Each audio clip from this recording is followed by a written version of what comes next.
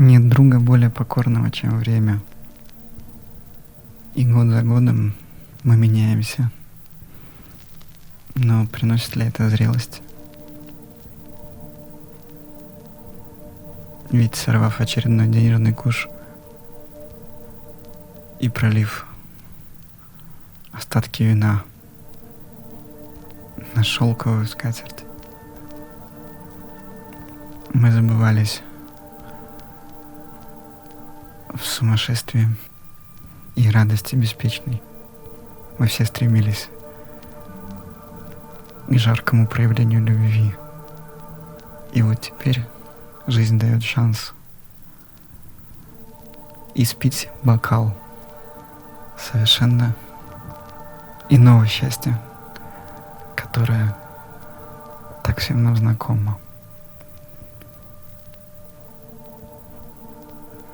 Зрелость — это пьянство в трезвом состоянии рассудка, когда пьянит ветер, когда пьянит взгляд встречного человека, когда пьянит молитва. И так хочется быть привязанным к повторению святых имен, как пьяница был привязан к ядовитому напитку. И лишь ради этого песня, разрывая облака, идет по кромке дождя, который увлажняет те самые флаги победы, развешанные между скал, и они трепещут, утяжеленные разлукой и простым дождем.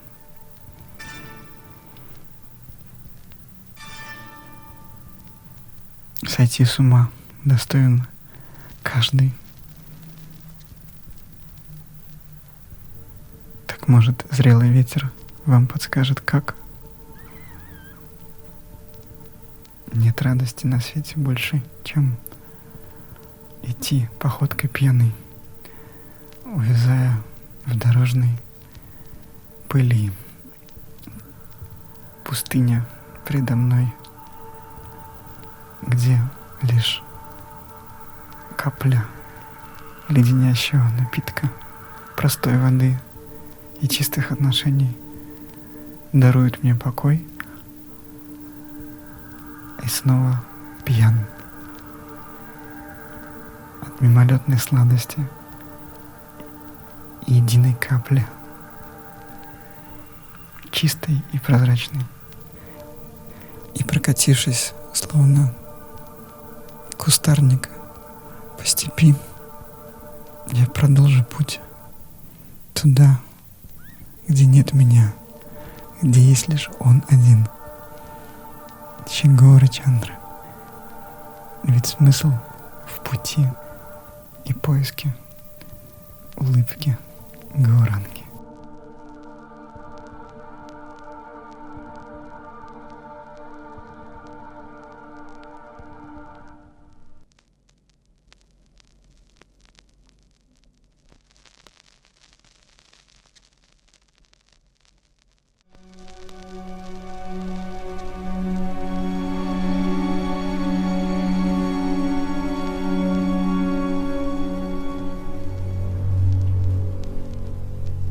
Среди сокровенных видов деятельности, таких как слушание, памятование и медитация, хранение тишины является самым важным.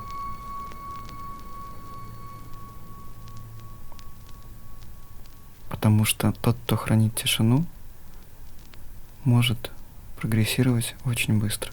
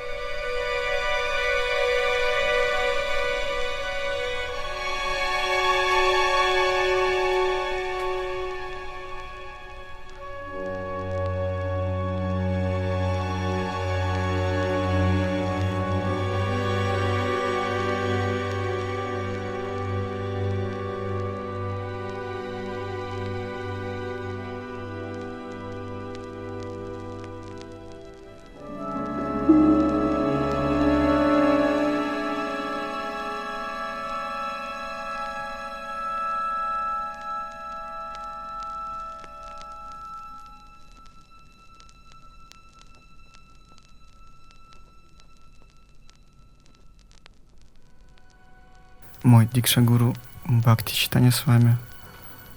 На вопрос о том, что такое чистое повторение святого имени, сказал очень просто.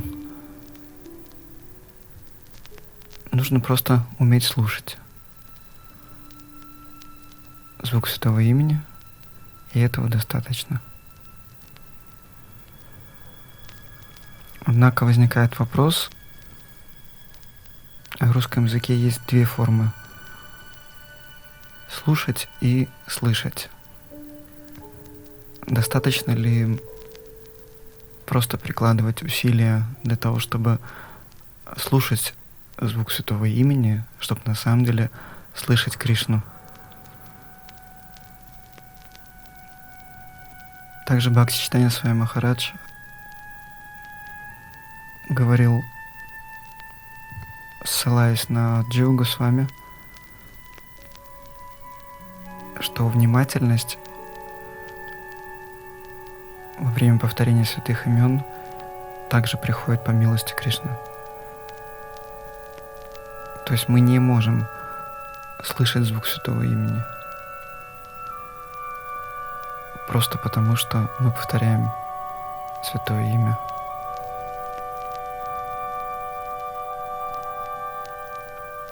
Если мы приложим все максимальные усилия, кто-то обучен медитации, и как садану будем совершать процесс слушания, пытаясь быть очень сконцентрированным во время воспевания,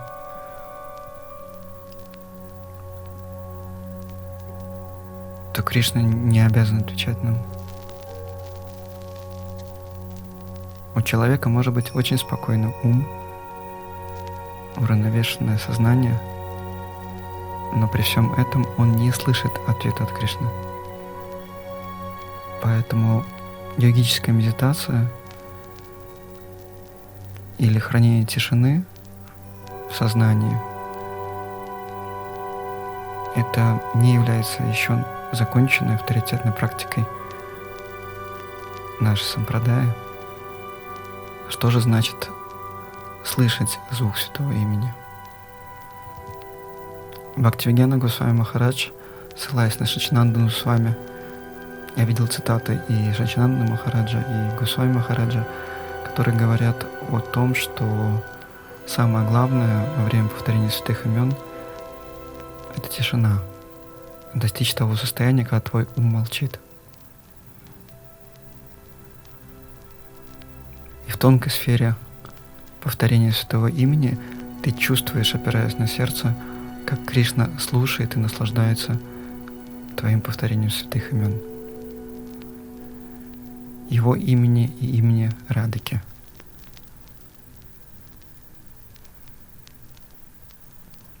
Когда ты повторяешь святое имя, то все твое сознание сосредоточено на двух прекрасных личностях.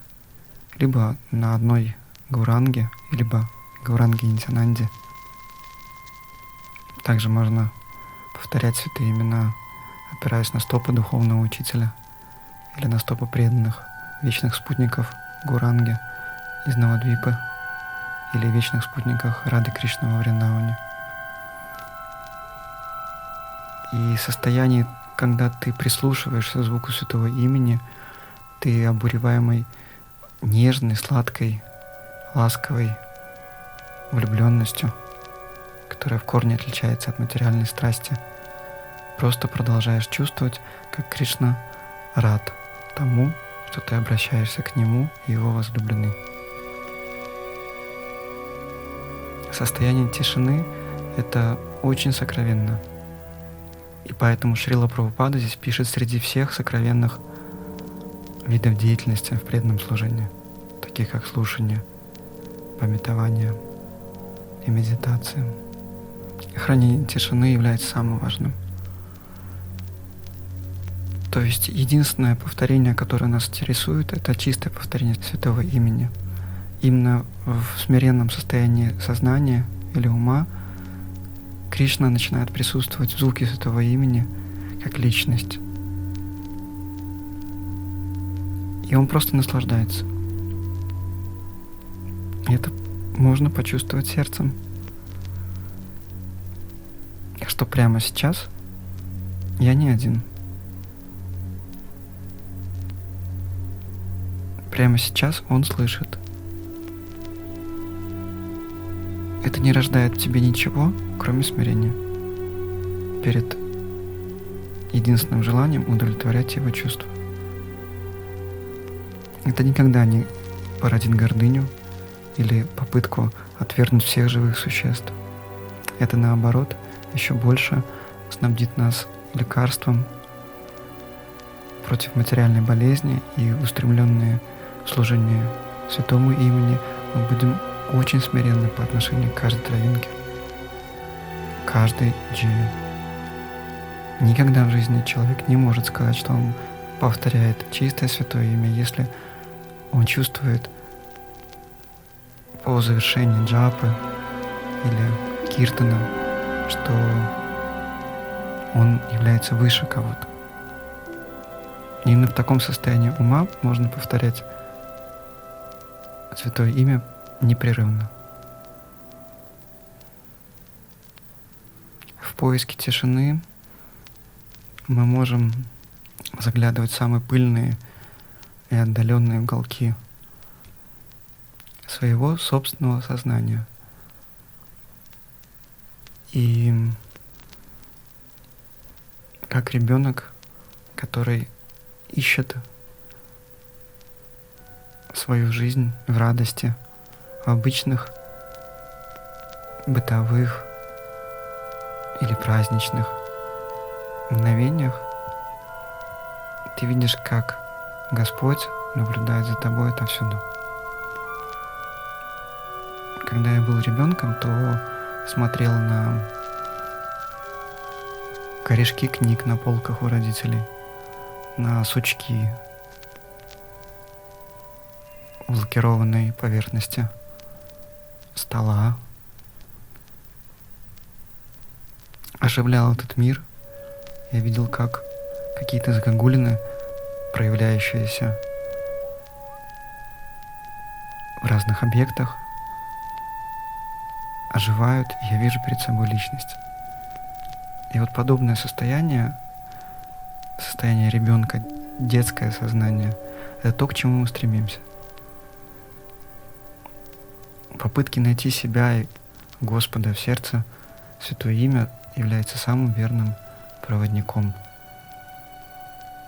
И оно возвращает нас в состояние естественного, блаженного существования в радости и гармонии с окружающим миром.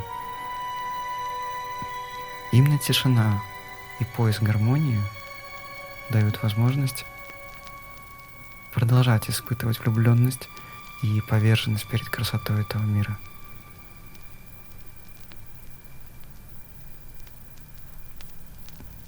Когда художники рисуют натюрморт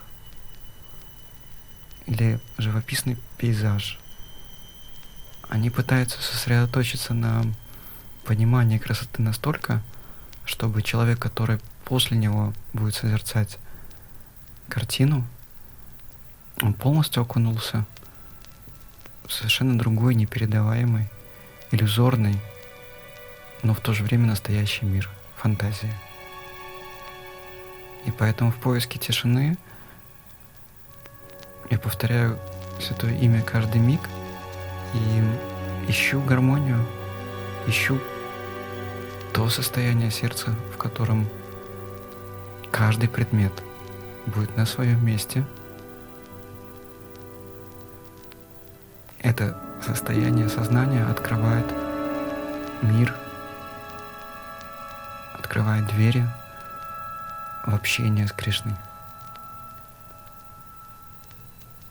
Ни одна травинка не может шелохнуться, ни одна линия в пространстве не может быть начерчена просто так. Поэтому, если ты повторяешь с поиском и глубоким смирением, пытаясь не обладать, а совершать смиренные попытки служения, то красота открывается в тишине. И внешне ты действуешь как обычный человек, стараясь сохранить приветливую улыбку для дуновения ветра, для первого встречного. Внутри сердца ты погружаешься в отдаленный и бесконечно сказочный мир Вриндавана.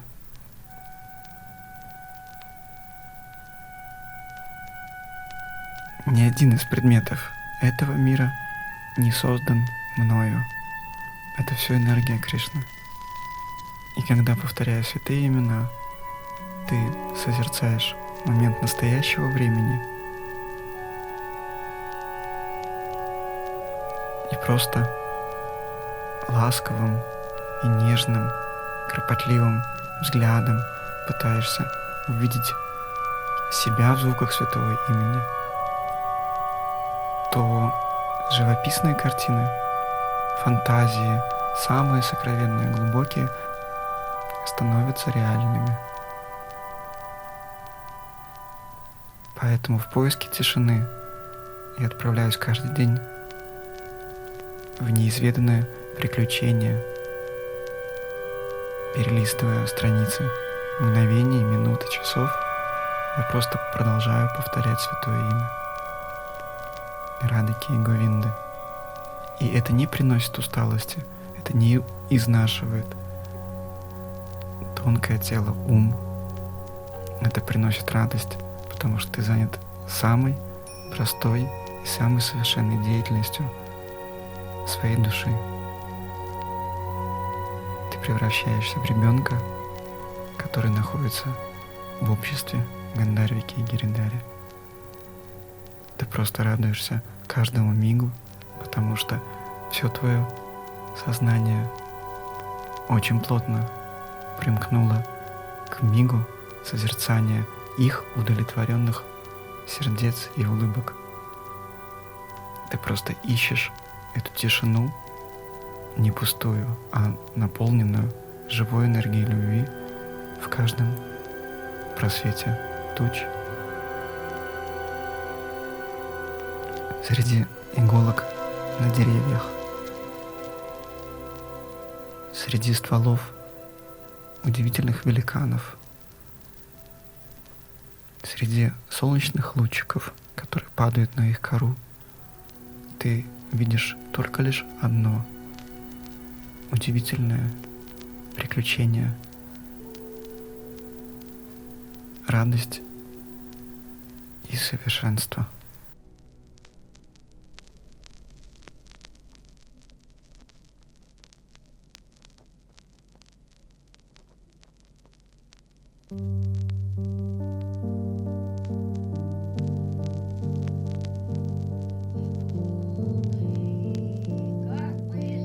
Пасмурно. Ветер играет, деревья ждут. Тучки проходят мимо, у них своя судьба. Шумит дорога в торопливой надежде. Цвета радугой разбегаются веером. Дыхание тихое, теплое, извергается. Капля упала. Как ты сюда попала? Сердце стучится, как птица. Она просто рада, того настигнет награда. Время идет и всех зовет. Ох, так метет. Жду, ищу, смотрю, зову, обращаюсь внутрь. Так проходит день в ожидании чуда.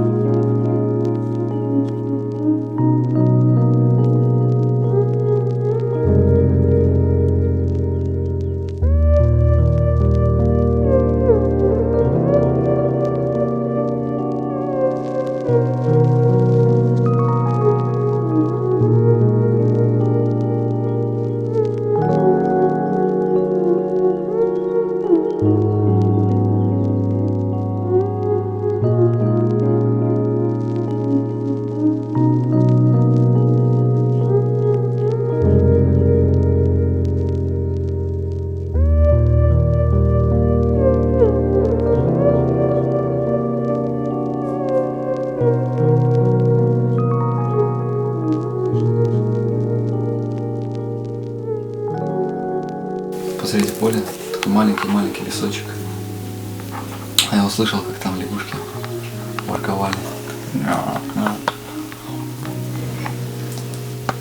вот я подумал, пойду посмотрю, что там. Так интересно стало, я прихожу туда, а там просто, не знаю, может 5 на 5 прудик такой глубокий, и вокруг деревья, и просто вокруг дальше поле. И вода такая темная, ну как глубокая. Озерцо такое. Но вода прозрачная, но не видно дна, темно. Такая классная кунжа.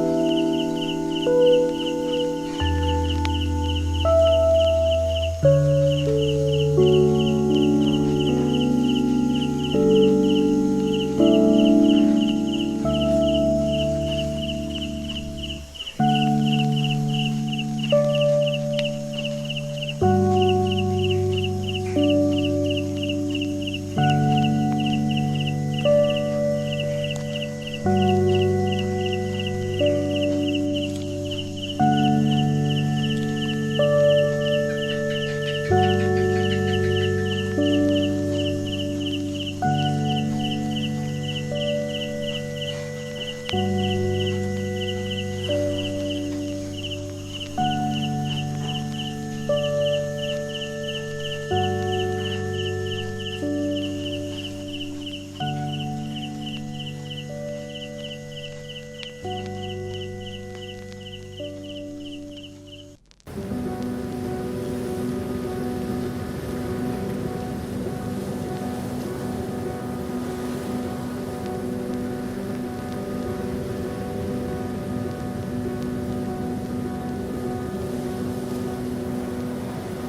готов быстро бегать по кочкам, разговоры вести за чаем.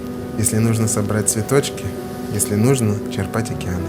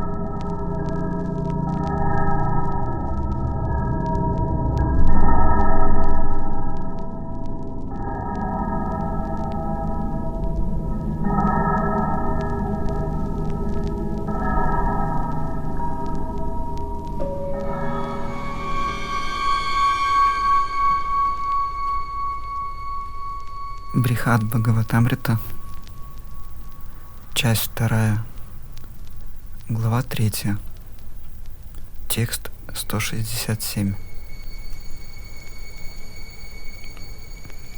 Как горестные рыдания птиц Чатака в ясный день сезона дождей, как жалобы стаи птиц Чакраваки, расставшихся на ночь со своими мужьями. Так раздается и санкиртана имен Господа, когда сердце человека переполнено болью. Комментарий Гопи Паранатханы Прабху. В действительности нама санкиртана появляется лишь тогда, когда особым образом усиливается према.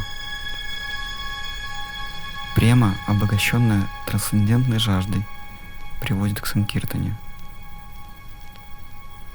Чтобы мы лучше смогли понять это, Вайкунха-дута приводит в данном стихе аналогию с птицами Чатака и Чакраваки. Жалобный плач птиц Чатака, похожий на звуки «прия, прия», «любимый, любимый», раздается в ясные дни сезона дождей, а жалобы Чакравак наполняют небо, когда их мужья уходят на ночь. Аналогичным образом нама санкиртана начинается, когда человек, чье сердце исполнено чистой любви к Господу, испытывает разлуку с Ним. Совершать Бхагава нама санкиртану нужно мучительно, взывая к своему возлюбленному Господу и выражая свои чувства в различных нежных звуках, чтобы привлечь его. Как гласит философское высказывание, Сидхасья лакшанам ятсят, садханам садхакасья тат. Садхака и садхана должны соответствовать поставленной цели.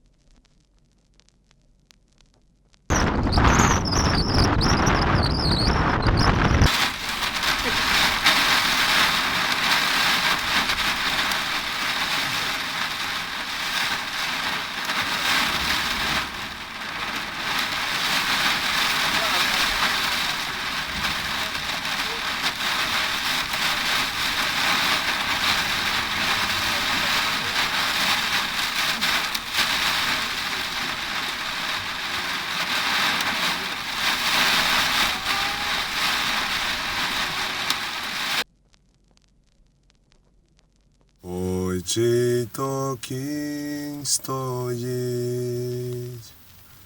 чи сива гривонька сподобалась мені, сподобалась мені, тая дівчинонька, сподобалась мені, сподобалась мені, тая дівчинонька.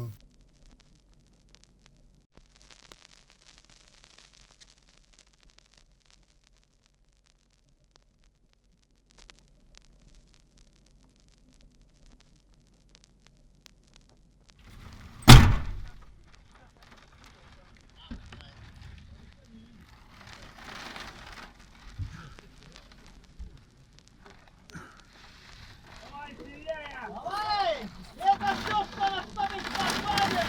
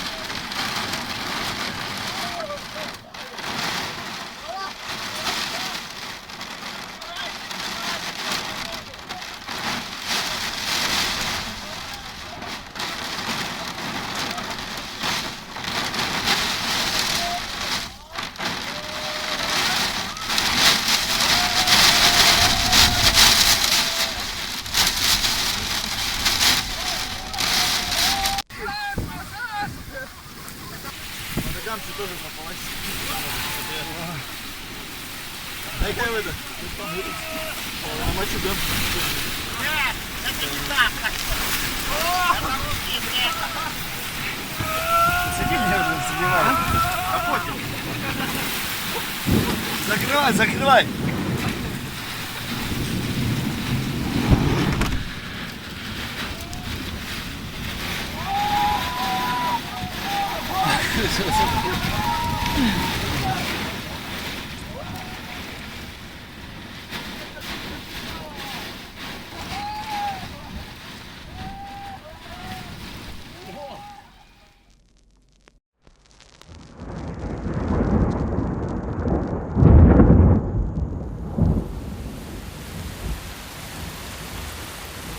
При долині кущ калини нахилився до води. Ти скажи, скажи, калино, як попала ти сюди? Якось ранньою весною козак бравий прискакав, милувався довго мною, а тоді з собою взяв. Він хотів мене калину посадить в своїм саду, не довіз і в полі кинув, думав, що я пропаду. Я за землю ухватилась, стала на ноги свої і навіки поселилась, де вода і солов'ї, і навіки поселилась, де вода і солов'ї. Ти не дми на мене, вітре, я тепер не пропаду. наді мною сонце світить, і надалі я цвіту.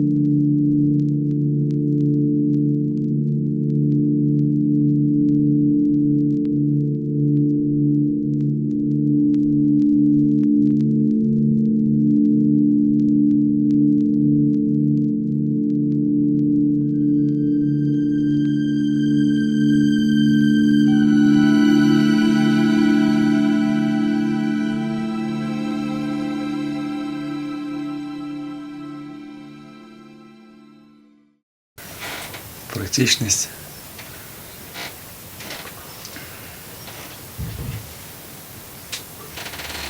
Но практичность это тогда, когда у меня есть возможность соприкоснуться с сердцем каждого. Ну, с другом, куда мы идем, пойдем к хренам. Это вот эта практичность. А если этого нету, только пример приходит. Если идет дождь на улице, то практично не вступить с ним в отношения с капельками небесными, а одеть куртку или раскрыть зонт. Таким образом потерять эти отношения с капельками. Это может показаться практично. Но на самом деле практичность это вступить в эти отношения. Выйти на дождь, раскрыть руки, закружиться в танцами с ним и почувствовать их поцелуи на своем теле. И сердце получит гораздо больше богатства, чем если бы он поступил бы практично. То же самое и Хринама Санкиртана. Можно поступить практично, но при этом потерять какую-то драгоценность, без которой ты не сможешь жить дальше.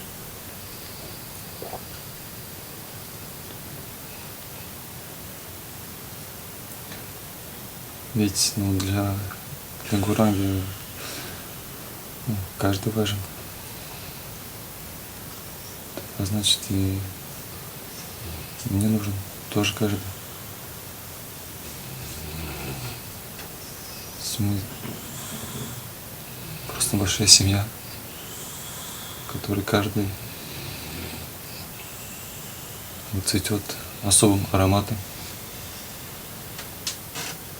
обладает определенным цветом.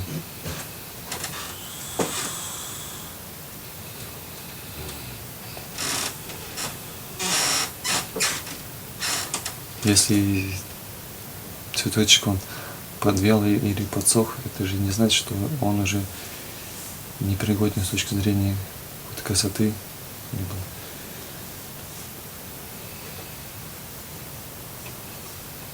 какой-то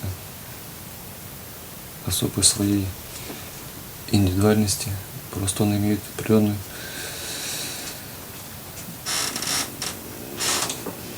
особую свою красоту просто.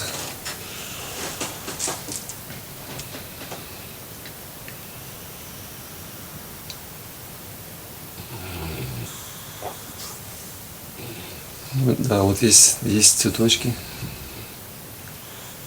в поле, и практично мы можем взять его, сорвать и предложить, потому что его можно взять в руки и понести.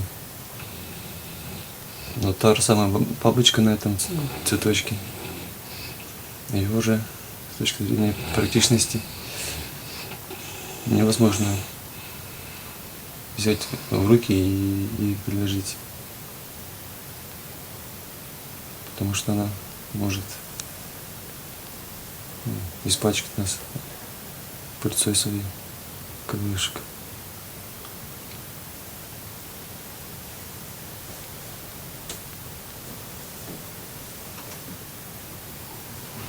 И где есть практичность?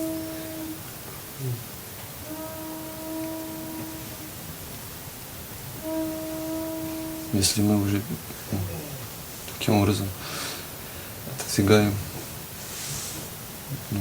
или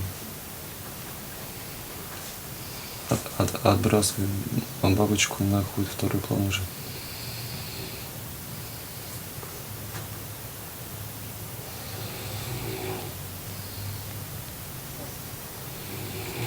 То есть, может быть, Кришне захотелось как раз не цветочек, а эту бабочку на нее посмотреть.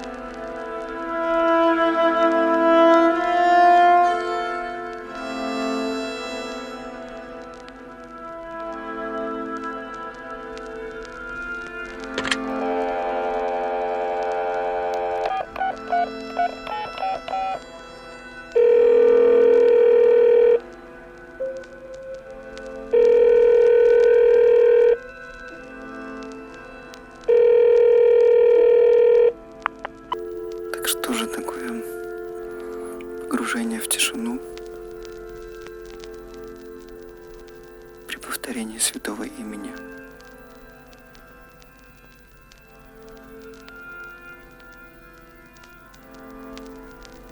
Это в первую очередь поиск себя.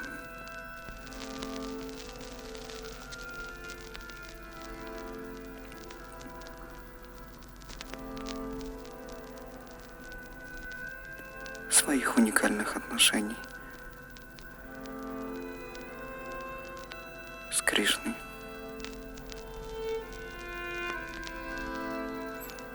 Тишина недоступна для людей, чей ум подвержен сомнениям.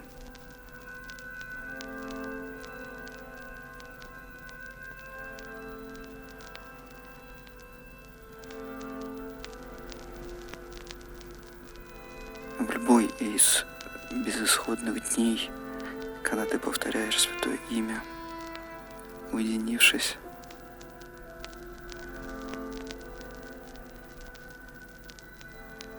ты обретаешь свободу, свой уникальный набор качеств, как души.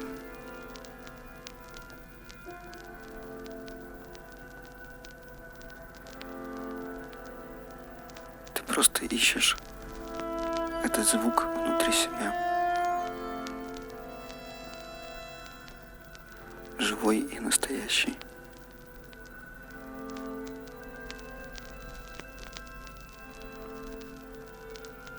Любой ученый, художник,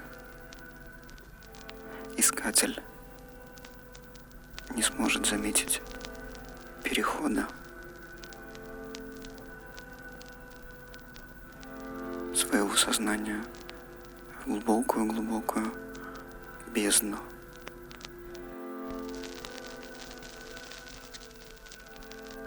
Это состояние способности слышать святое имя всегда и везде приходит не из-за наших усилий,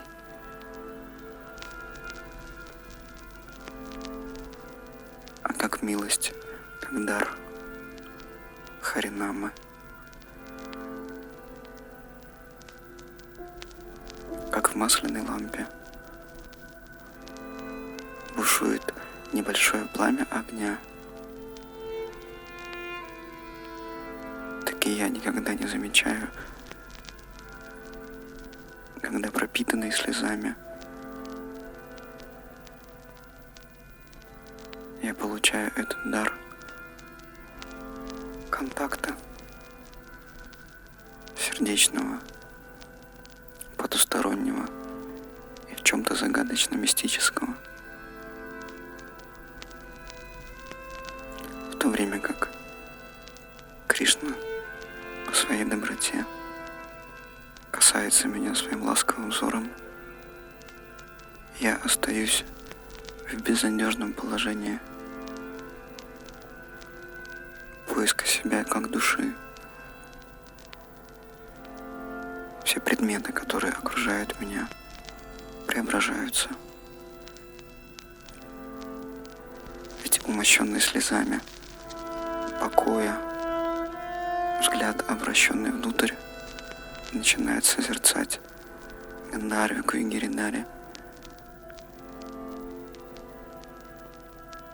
В любом моменте и состоянии сознания они рядом.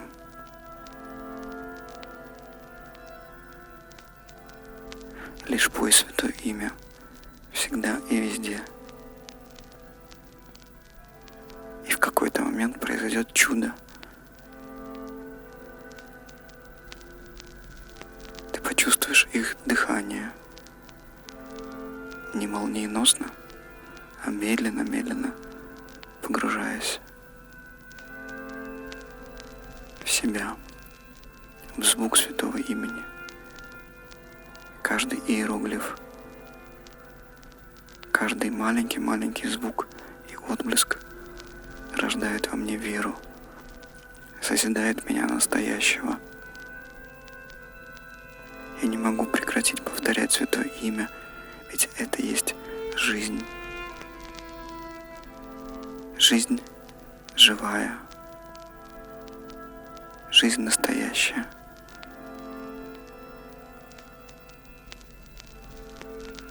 Нет способа украсть Луну с неба, но есть небольшая хитрость. Как покорить Луну Кришначандры? Просто плачь и танцуй всем своим существом, продолжая внимать звуку Святого Имени, выходящему из сердца, слетающего с языка. И радости нет предела.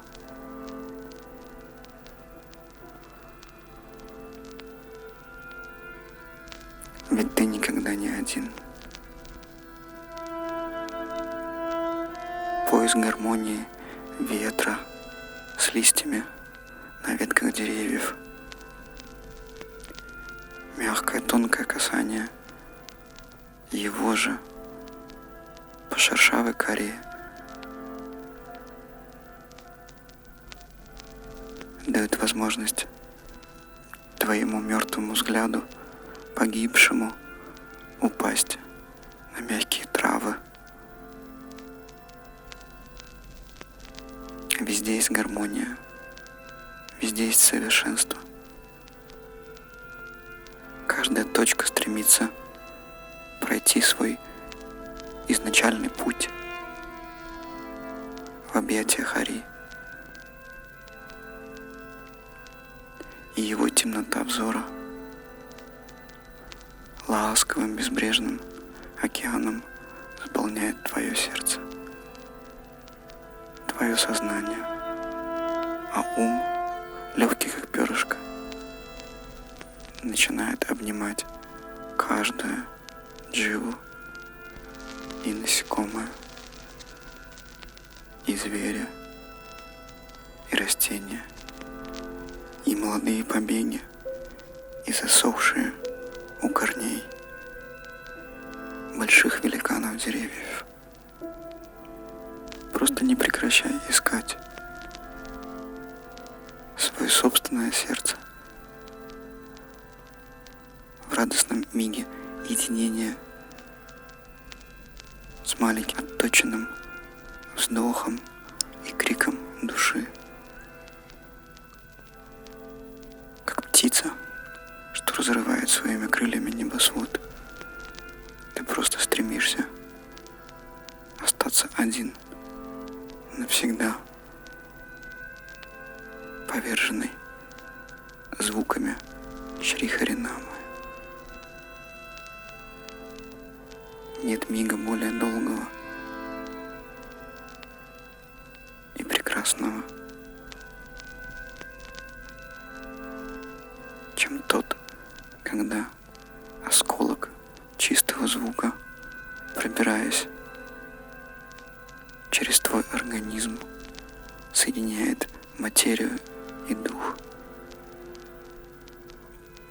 Когда звук, погруженный в сердце, вытаскивает из недр океанов и гор твоей настоящей природы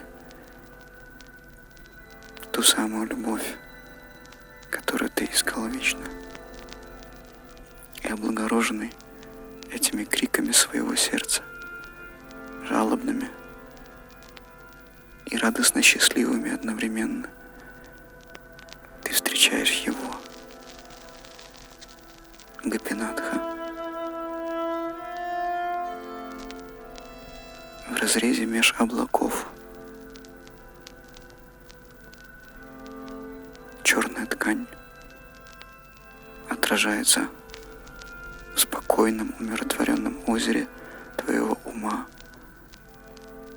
и ты видишь, что за всей чернотой, темнотой, тишиной прячется он один, Шри Гаура Натарадж, Гаура Говинда, Гаура Гопинатх. Он следит за тобой пристальным взглядом и желает лишь одного — украсть твою слезу со щеки, что падает в его сердце и твое одновременно. И слившись вместе в танце, вы продолжаете лелеять мечту о бесконечном пожаре любви. Это и есть Харинама Санкиртана. В ожидании чуда мы разбиваемся о камни, и кровь хлынула. Никто не заметит, ведь ты один на один в святом имени обрел настоящее чудо. Продолжая искать миг за мигом, имя за именем, слог за слогом, звук за звуком, тебе ничего не остается, как просто продолжать этот путь, этот поиск. И лишь снова увидев Шри-Гаура, Гопала, ты становишься самим собой. Продолжай искать и не оставляй усилий в ежедневном повторении бесконечного количества святых имен.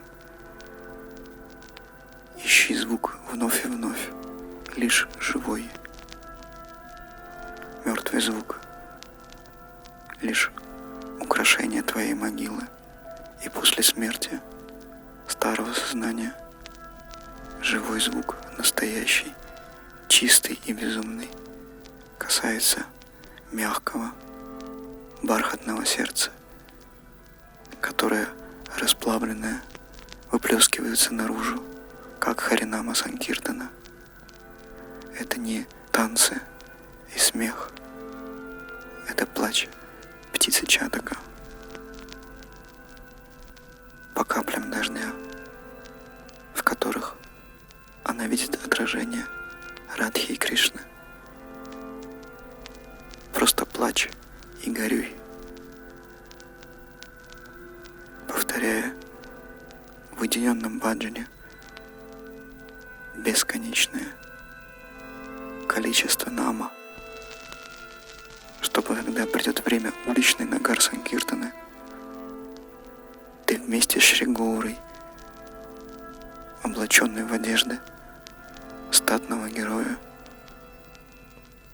любил каждую дживу, и лишь врач, струящийся искрящимся дождем из твоего сердца, повернет каждого встречного в радость любви, безоговорочной и постоянно вечной. Харинама Санкиртана недостижима для тех, кто не потратил высочайшую гору попыток найти Гаурангу в уединенном повторении намы. Когда же ручьи расщепят скалы твоего жестокого сердца, то они словно Ганга потекут с гор, вовлекая всех и каждого в любовные отношения с Шри Гурачандрой.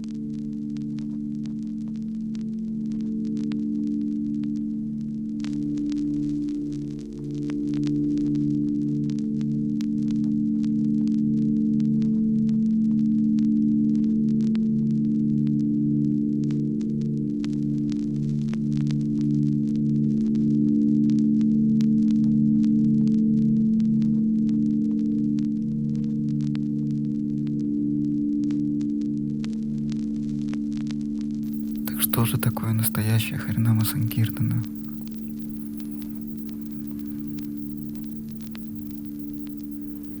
Неподготовленному уму может показаться, что это деятельность, которая приводит к совершенству. Но на самом деле Нагар Санкиртана или Киртан в обществе чистых преданных является уже совершенной деятельностью отношений в разлуке с Господом.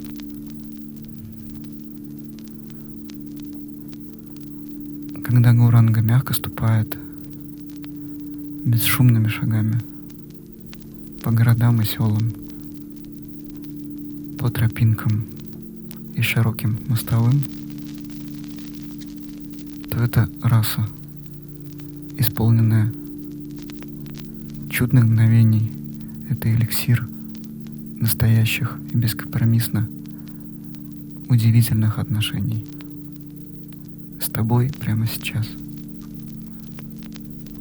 В этой части фильма я не буду вставлять фрагменты с уличных харинам,